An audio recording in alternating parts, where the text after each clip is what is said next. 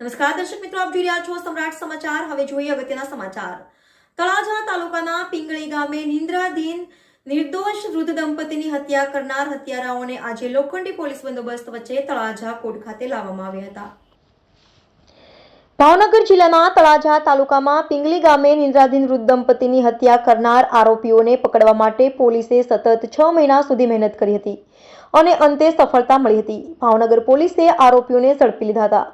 જે આરોપીઓ ઝડપાયા બાદ તળાજા પોલીસે 2 દિવસના રિમાન્ડ પણ મેળવ્યા હતા। ત્યારબાદ આરોપીઓને જિલ્લા જેલ હવાલે કર્યા હતા।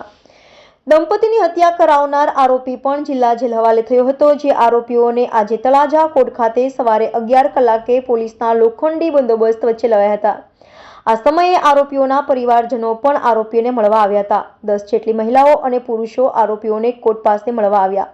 ત્યારે પોલીસે ગંભીરતાથી ધ્યાને લઈ કોઈ પણ વ્યક્તિઓને આરોપીઓના વાહન પાસે ફટકવા દીધા ન હતા। સમ્રાટ સમાચાર, તળાજા।